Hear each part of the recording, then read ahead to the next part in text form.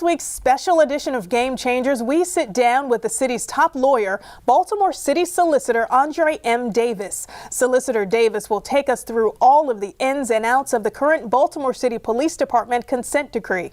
We will discuss the origins of the case and how we hope to achieve policing reform in Baltimore. Judge Davis became Baltimore City Solicitor on September 1st of this year. Prior to that, he had served on the bench for over 3 decades. He is a true son of Baltimore, born and raised, and he even received his law degree from the University of Maryland. Please welcome City Solicitor Judge Andre M. Davis. Thank you, Mr. Davis, for being a part of our show today. Thank you for having me. So I want to start back from the beginning. You didn't always want to be a judge. You didn't know that you would become a judge one day. Had no idea. Yeah. None. I wanted to be the best lawyer I could possibly be. Yeah. That was my goal. So this started back in your college days. It was one course. Was it constitutional law, the That's course correct. you took, that changed your mind? What was it about that course that changed your mind? Well, it was Thurgood Marshall, it was the Supreme Court of the United States, and it was civil rights. It was about the role that lawyers play in bringing social justice and equal justice to people. And that caught my attention, and it's had my attention ever since. And you've been doing this for 30 years. I was a judge for 30 years before I was no longer a judge as of September 1st. Yeah. So Mayor Pugh, in a way, pursued you to be the city's top lawyer. I wouldn't put it that way. I wouldn't put it that way. She reached out to me and was not successful in persuading me to come on board the first time. But she planted a seed that prompted my thinking about it and reflecting on it, and ultimately I joined her administration. Yeah. So what was it about wanting to come back to Baltimore to join her administration? It was the fact that the city had really fallen on very hard times. I grew up in the city, I love the city, and she persuaded me that she had the ideas and the energy and the discipline and the vision to make the city really a tremendous place again. And I wanted to be a part of that. But not least among what was going on when I made my decision was police reform. I wanted to be a part in reforming the police department of Baltimore City. And the beginning stages of that, I know you just recently took over the role of city solicitor, but what was your first introduction to working with this consent decree, working with the Baltimore Police Department? This will be a surprising answer, I think, but on the day of the uprising back in 2015, I happened to be working from home. And so while I wasn't out in the street at the time, it felt like I was out in the street because I watched it. I watched the helicopter shots, I watched the reporting, and I became very emotional. It was very much like a member of my family. Watching Baltimore collapse as it did that day, and the fires that night, was like a member of my family. Really, that is the beginning for me. I was very emotional, and that emotional state lingered well into the point of time when Mayor Pugh, then candidate Pugh, asked me to join her upcoming administration. So I was on board with changing the city into something different as far back as 2015. The actual consent decree, of course, came much later in 2017, late 2016, when the Justice Department came in at the invitation of the city to do an assessment, and that's what we were able to work out the consent decree. Your opinions so far with some of the changes that have started to occur within the Baltimore City Police Department, with Commissioner Kevin Davis at the head trying to make those changes, what are your opinions so far? I think there's already progress being seen.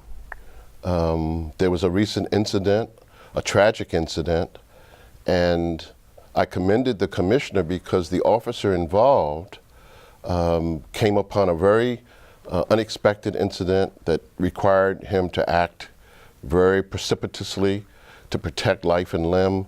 And he had the presence of mind in that incident to turn on his body-worn camera. And that is something that we in the city want to see in our officers.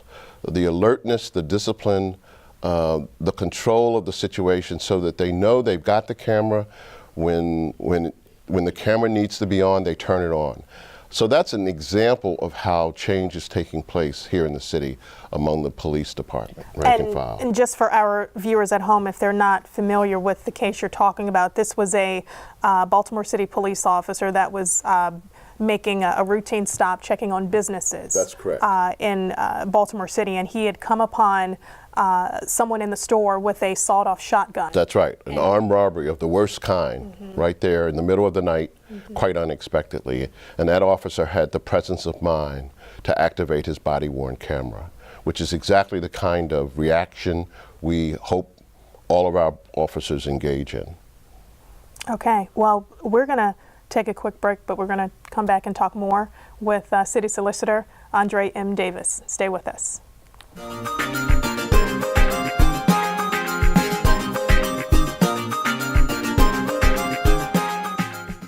Welcome back with my guest, Baltimore City Solicitor Andre M. Davis. So before the break, we were talking about the consent decree regarding the Baltimore City Police Department, and you are representing the city as it helps the police department reform. What other steps are on your agenda in making sure that everything is followed? Well, it's important that people understand, you know, we refer to this as the consent decree.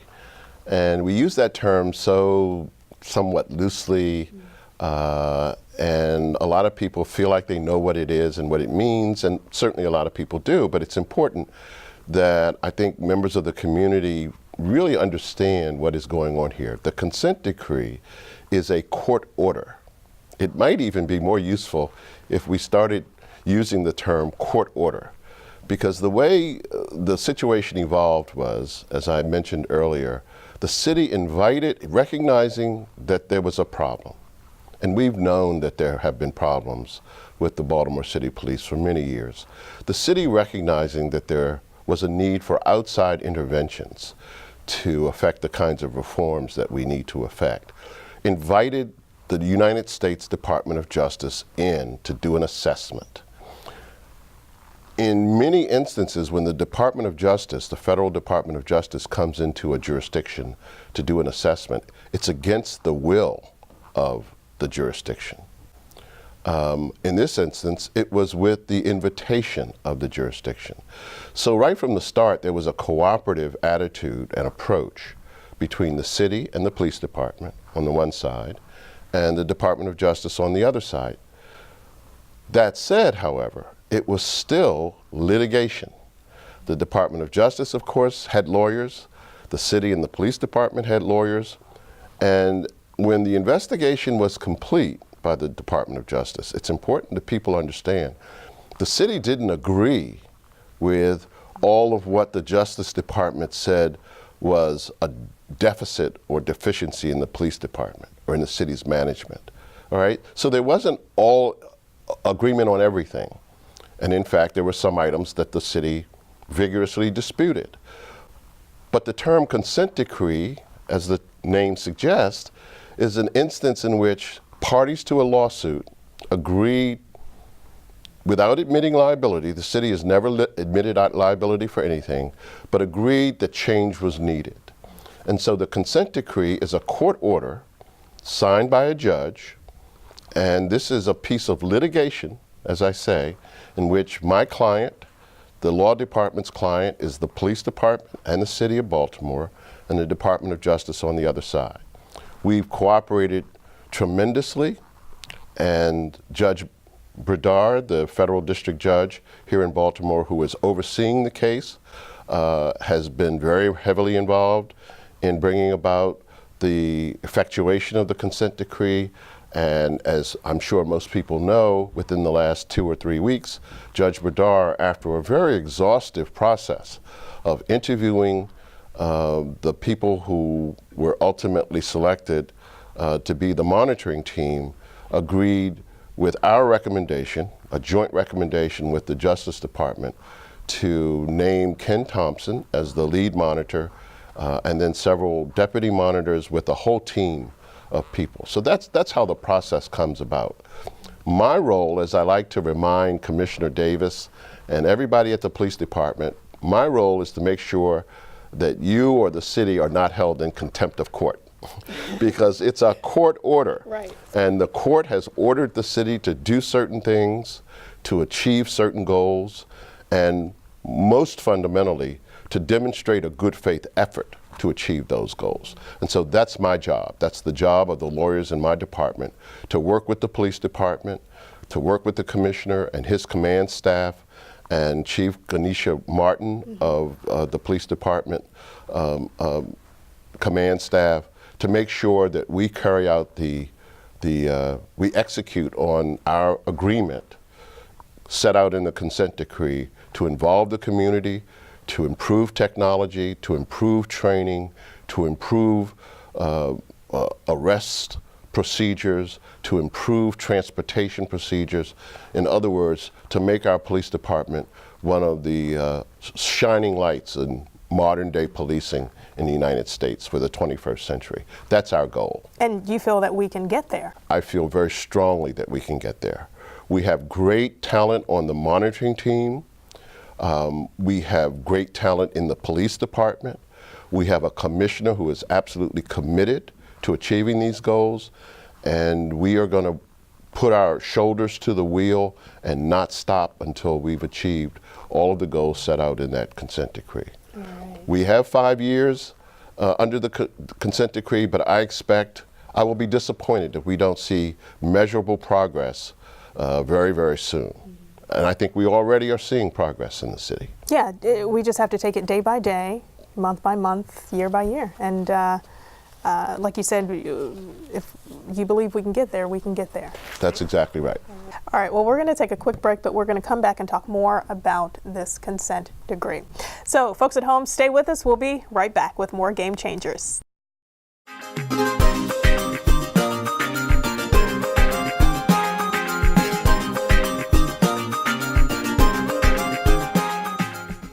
Welcome back with my guest, Andre M. Davis, City Solicitor for Baltimore City. So talk about ways to change the culture, the morale of the Baltimore City Police Department and how they can better interact with the community. That really is the ultimate goal, because inextricably intertwined with, closely connected to, interaction with the community is violence reduction. I really do view this police reform effort to be a part of our violence reduction, crime reduction process in the city. And the mayor's set forth a plan that relies very heavily on some of the reforms that are set out in the consent decree. So here's how it works, Karen. When the community trusts the police, when the community has a belief that the law enforcement officers on the streets, in the streets, investigating criminal activity, trying to prevent criminal activity, when there's a belief that those men and women are acting in the best interest of the community, then there is greater community cooperation in the work of the police. It really feeds on itself. And so we need to create an environment, a culture, in which police and community together go after criminal activity to make us all safer. How do we do that? Well, we're pursuing best practices. We hear that term a lot these days, but as in medicine and psychiatry and law, in policing, there are best practices. I was asked recently by an elected official, does a motorist who's pulled over by the police for a traffic violation of some sort have a right to ask the officer why the motorist was stopped? And my answer was, under the new Baltimore City Police, the motorist won't have to ask because best practices in that small area of policing, the officer, unless there's some real exception applicable here, the officer should walk up to the motorist and as a part of asking for the registration and insurance information and driver's license, should tell the motorist, should tell the citizen why he or she was stopped. You know, I see your stop, your light is out, or you made an illegal left turn. Now, the motorist doesn't have to agree with the officer. Right. And the officer doesn't expect the motorist to agree. But it's that kind of respectful, mutually respectful interaction that will lead to greater cooperation from the community in the efforts of the police and thus a reduction in crime. So how do we do that under the consent decree? A critical piece of the consent decree, and we've talked about this whenever we've talked about the consent decree, is the community engagement. We've got a community oversight task force that is working with Jill Carter's office to educate the community and improve the processes, for example, so that civilian members of the community are more involved in police discipline. But that's not the only piece. There's going to be community meetings in every one of the 9 police districts. The members of the monitoring team, including the community engagement sub-team, will be at all of these meetings. Members of the community will have the opportunity to ask questions, to make suggestions, and to actually engage one-on-one with members of the team and with our community engagement person. I think through that process, and it's not going to happen overnight, but through that process, people in the community throughout the city will see that the city is serious about this process and that Commissioner Davis is serious about this process. And I think the officers are going to come to understand that the members of the community are on their side. The community doesn't want crime, judges don't want crime, police officers don't want crime. None of us wants crime, but we've got to work together. And through this consent decree process, I think we're going to be able to work together more effectively to reduce crime and make this the kind of city that we all want to live in, be in, party in, and enjoy. Yeah, and you mentioned something important. We'll talk about this after the break, but you know, getting the community involved and being comfortable, you know, having conversations with police officers, because there are some community members that are not at that level yet, and some, quite frankly, don't want to be at that level. So it's about changing the mindset. So we're going to talk about that when we come back. So stay with us. We'll be right back with more Game Changers.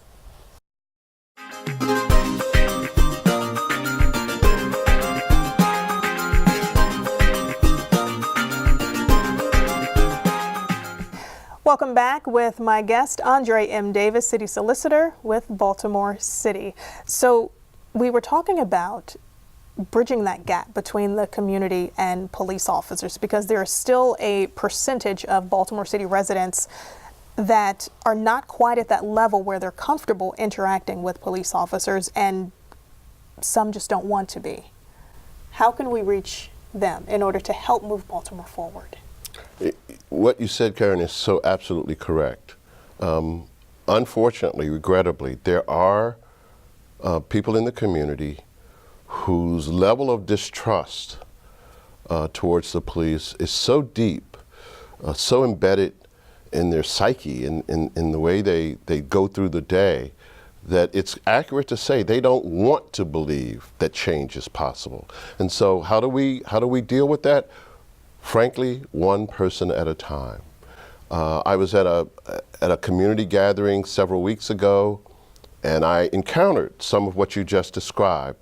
A deep pessimism, a deep skepticism, even an outright hostility to the police and to the city's efforts at reform. And I respect that view. I really do.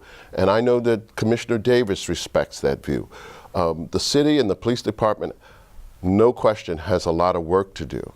But we're going to do the work.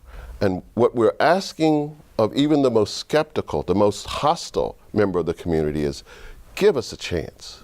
We know you've been asked that before. We know that you have put your trust out there from time to time and been disappointed. But I'm asking again. Mayor Pugh's never been mayor.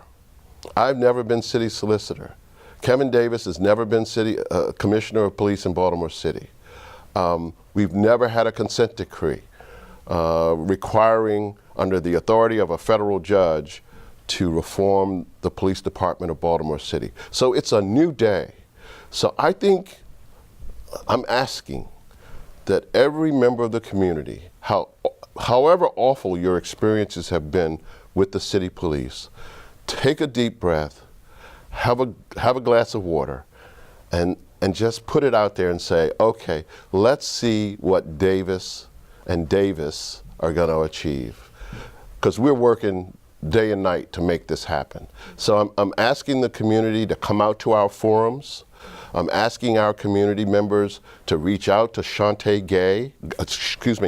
Guy of the Baltimore Community Mediation Center on Greenmount Avenue, who is a wonderful asset to the community. She is a member of the monitoring team and in charge of our community outreach. And I know that Shantae is so deeply committed to the community. She's deeply committed to crime reduction. She's deeply committed to converting some of these skeptical members of the community through her own work to show that we can rise above the past. Just like we say about people, don't define yourself by the circumstances of your birth or the zip code where you grew up. Define yourself by the future you make for yourself. And all of us working together in Baltimore City can make this just a remarkable place that anybody will want to live and raise their families. Yeah, so great outlooks for the future in all of this. I mean, because that's the ultimate goal. That's where we want to be, living in a city where we all get along, where we're moving forward. And you clearly see that. I see it, and I'm hoping that people will give us a chance to make them see that they can see it as well. Well, thank you, Mr. Davis, for being a guest today on Game Changers. And clearly, I mean, you see the pathway that we need to take, and hopefully people watching this episode will take in everything you said and want to be a part of moving Baltimore forward. I very much hope that will happen, and I hope that we'll have many opportunities to come back to Charm TV with members of the community to report on a regular basis on our success going forward in implementing this important consent decree. All right. Well, we appreciate you being on our show today. And that does it for this edition of Game Changers. We will see you next time. Thanks for watching. Do you know a game changer in Baltimore? Send us your ideas to charmtv@baltimorecity.gov.